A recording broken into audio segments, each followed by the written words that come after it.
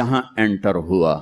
کب انٹر ہوا؟ جب ہم زوال کا شکار تھے. آپ حیران ہوں گے، جب صرف 2 لاکھ کے ساتھ، کبھی 2 لاکھ سے زیادہ گورا اس ملک میں نہیں رہا، اور 20 کروڑ انسانوں پر حکومت کی.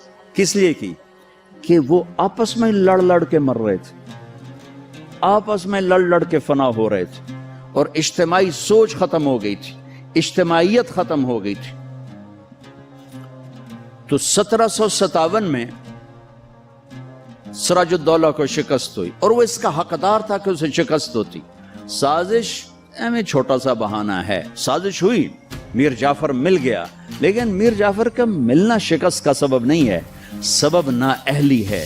سراج الدولہ دن کے 12 بجے اٹھتا تھا، پورے بنگال کا بادشاہ، اور اس کے مقابلے میں کلائیو، لارڈ کلائیو، اس کی کلرک کی حیثیت تھی. وہ کم وقت دن چڑھنے سے پہلے گھوڑے پہ سوار ہوتا تھا، اور دن چھپنے کے بعد گھوڑے سے اترتا تھا. وہ سارا دن گھوڑے کی پشت پر، اور وہ سارا دن رات کنیزوں کے درمیان، لونڈیوں کے اندر سراج الدولہ، اور دن میں سوئے ہوئے ہیں. نواب صاحب 12 بجے اٹھیں گے تو شکست تو پھر مقدر ہے.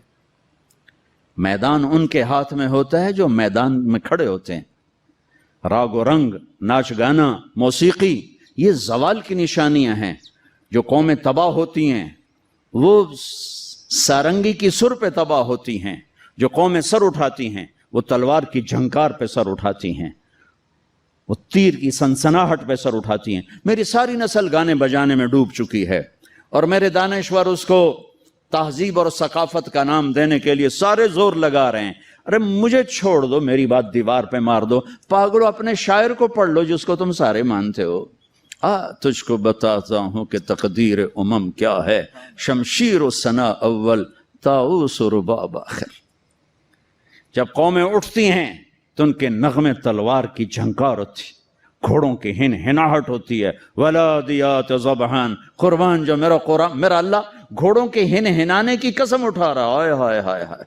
ولادیات ذبحان فالموریات قدحا فالمغیرات صبحا فاثرن به نقعا ووسطن به جمعا.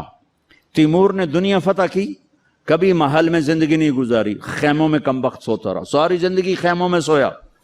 چنگیز خان دنیا کا سب سے بڑا فاتح ہے، ساری زندگی خیمے میں سویا، کبھی محل میں نہیں سویا. اس کی اولادوں نے سونے چاندی کے گھر کھڑے کر دیے، وہ موت تک خیمے میں سویا.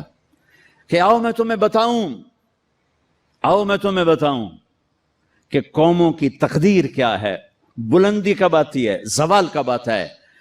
جب شمشیر ہوتی ہے، تیر و تلوار کے نغمے ہوتے ہیں تو یہ اوپر اٹھتے ہیں، اور جب تان سین ہوتے ہیں اور طبلے کی تھاپ ہوتی ہے اور سارنگی کی سر ہوتی ہے اور گانے والی کیا آواز ہوتی ہے، تو پھر وہ قومیں سو جاتی ہیں، ڈوب جاتی ہیں، ہلاک ہو جاتی ہیں، تباہ ہو جاتی ہیں.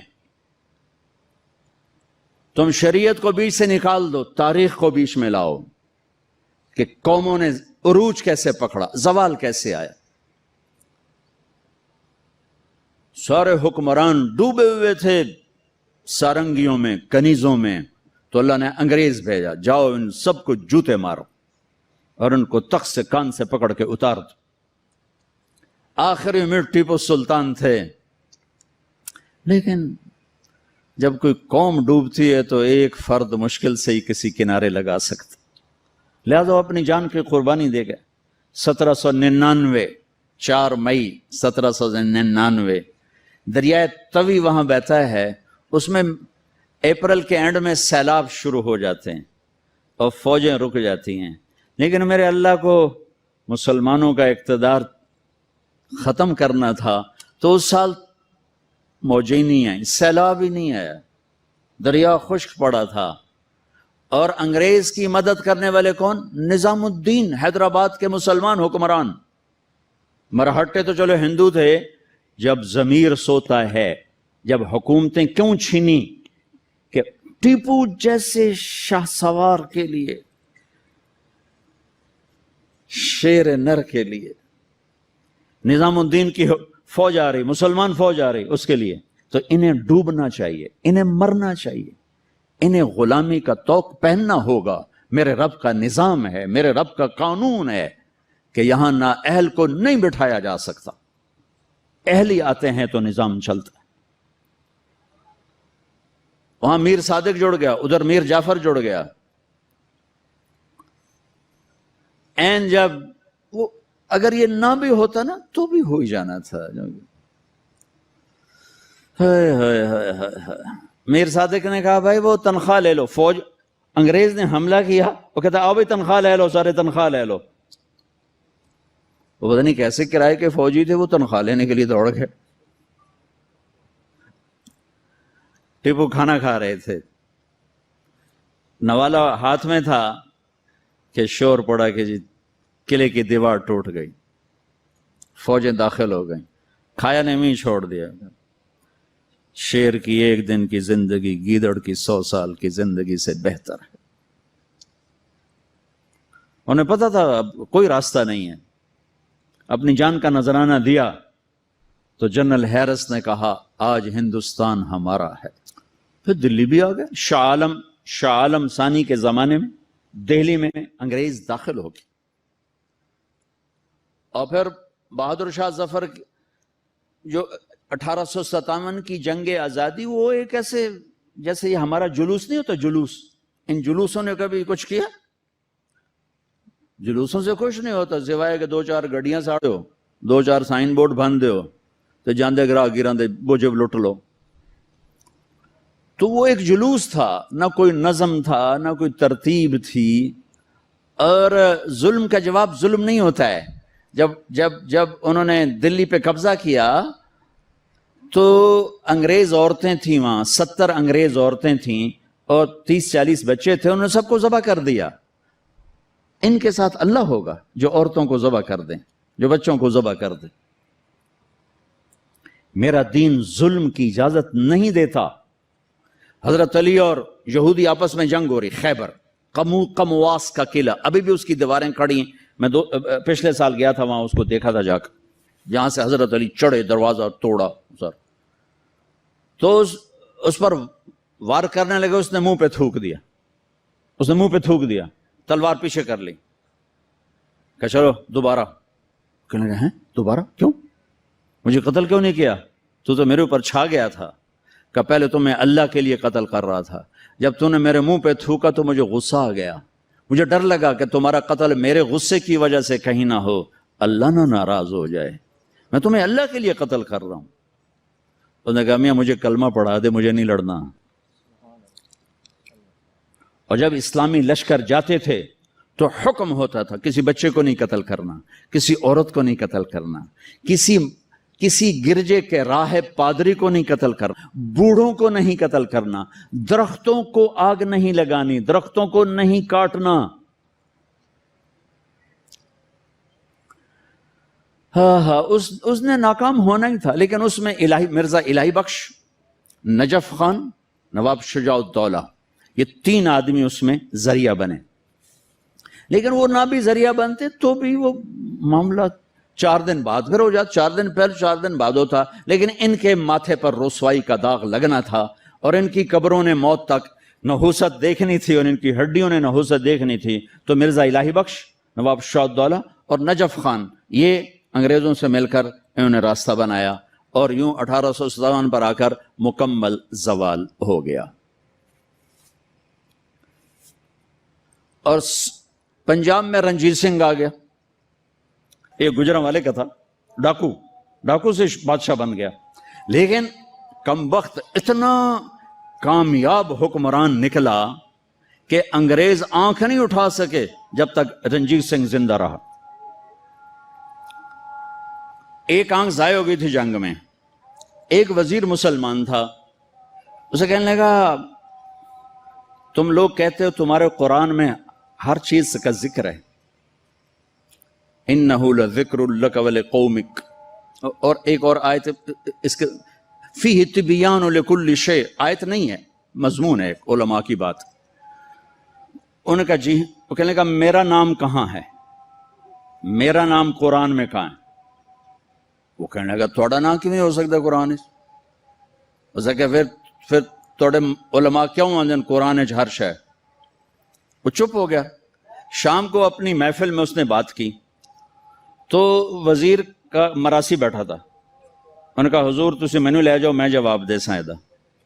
اس جگہ اتنے علماء بول نہیں سکے تو کتوں جواب دینا, تو میں لے تے جا تو ویکھی میں کیویں جواب دینا. اگلے دن وہ آ گیا, کہنے لگا حضور وہ کل بات بیچ میں رہ گئی تھی, یہ بات تو ساڈا مراسی تو جواب دے. عالم دی لوڑ ہی کوئی نہیں. اس کہ اچھا اوئے میرا نام ہے قرآن کہ جی ایک واری دساں 10 واری دساں. اس کہ ایک واری دس دے مینوں سہ. اچھا وہ ایک آنکھ نہیں تھی, کانا تھا کانا. تو اس نے کہا ساڈا قرآن 100 واریاں دا کان من الکافرین کان من الکافرین. ایک کافر ہونا ہے تے کانا ہونا ہے تے تو ہی ہوتے ہیں اور کیڑا ہو.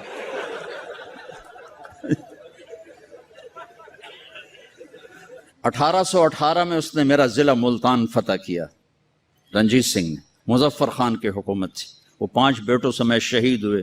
وہ خود بڑے عالی حکمران تھے, لیکن نہ عوام میں جان تھی نہ فوج میں جان تھی, صلاحیتیں ختم ہو چکی تھی. شہید ہو کے 5 بچوں سمیت شہید ہو کے. پھر اس نے اس کمبخت نے وہاں میرے علاقے میں 3 بازار حسن قائم کیے. ایک ملتان میں بنایا طوائفوں کا اڈا, ایک کیروڑ پکا میں بنایا, اور ایک میرے تلمبے شہر میں آیا. اور وہاں اس نے کوئی 1 مہینہ قیام کیا, چونکہ بہت خوبصورت جگہ تھی, دریائے راوی اس کو ہٹ کرتا ہوا گزرتا تھا, اور کھجوروں کے باغ تھے بڑے زبردست. ایک بازار حسن اس نے وہاں بنایا. پچھلے کوئی 8 سال سے میں نے وہاں جانا شروع کیا, ملنا شروع کیا. وہ بازار حسن اب ختم ہو چکا ہے. چند بچیاں رہ گئی ہیں جو مجھے پیغام دیتی ہیں ساڑی شادی کرا دیو, اسی توبہ کرنی ہے. ختم ہو.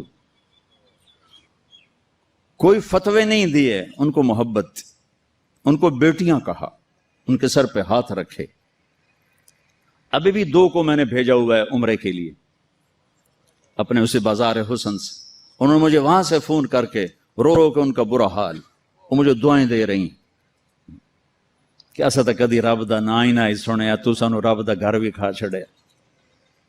سب چندے کو وہ بیچاری روتی ہیں کہ ساڈے کول ہور پیشہ کوئی نہیں تھا, عزت دیون واسطے تیار کوئی نہیں. میں تو جب سے طوائفوں سے ملا ہوں مجھے طوائفیں مظلوم نظر آئی ہیں, اور انہیں نچانے والے ظالم نظر آئے ہیں.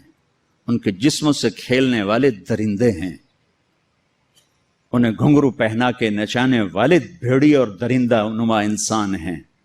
وہ تو مظلومیت کی ایک عجیب داستان ہے. کون عورت ہے جو روزانہ کسی کے لیے تیار ہو؟ کس عورت کی فطرت ہے کہ وہ ہزاروں ہوسناک نظروں کے سامنے ناچے اور گھنگرو باندھے؟ وہ سٹیج پر ان کا گھنگرو چھنکتا ہے اور تنہائی میں ان کی آنکھیں چھلکتی. کہ میرے دیس کے مالداروں کا ظلم ہے کہ وہ انہیں نچانے کے لیے تو تیار ہیں, انہیں چادر پہنانے کے لیے تیار نہیں ہیں. میں زمینداروں کا بیٹا ہوں, میں نے سب اپنی آنکھوں سے دیکھا.